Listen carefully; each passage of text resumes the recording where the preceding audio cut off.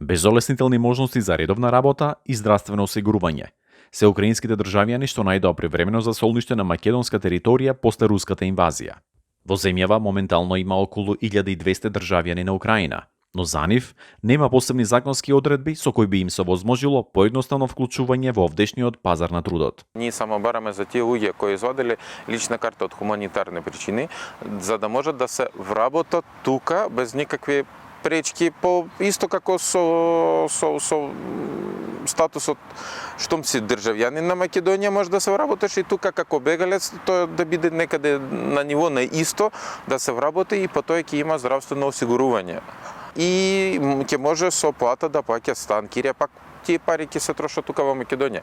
Од Министерството за труд и социјала се запознаени со ситуацијата, но тоа што не го посочи од таму се само постоечките правни одредби за странци, меѓу кои е Законот за меѓународна и привремена заштита. Според тој закон, бегалците имаат право на работа, соодветно здравствено осигурување, како и можност за образование, но условот е да поднесат барање за азил. Сепак, ниту еден од бегалците досега не почнал таква процедура.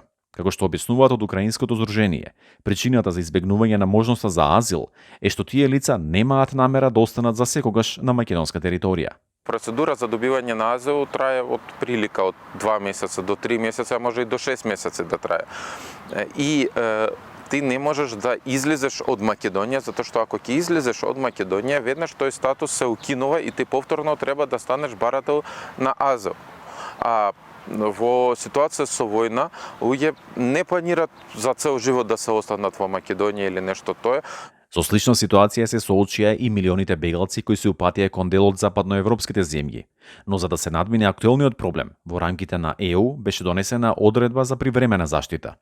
Таа засега е со време трајање од 1 година и на украинските бегалци има возможува да се вработат, да си обезбедат домови, здравствена заштита, како и образование за нивните деца. Од македонската влада пак, како што ни одговорија, засега не се размислува за евентуални законски измени во таа насока.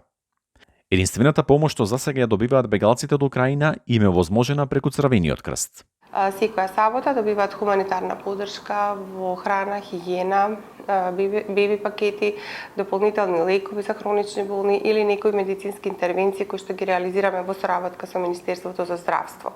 До сега во Црвениот крст помош побарале околу 350 украински бегалци.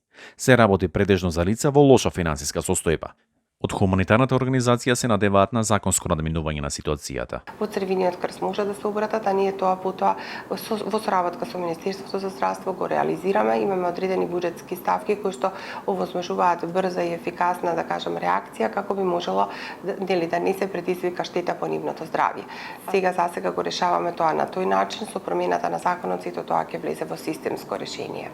Во мигов, помош од Црвениот крст добиваат околу 270 украински бегалци. Повеќето од нив, околу 170 лица, се сместени во Скопје, а другите се во Охрид, Битола и во Прилеп. За Гласот на Америка, Тоше Огњанов.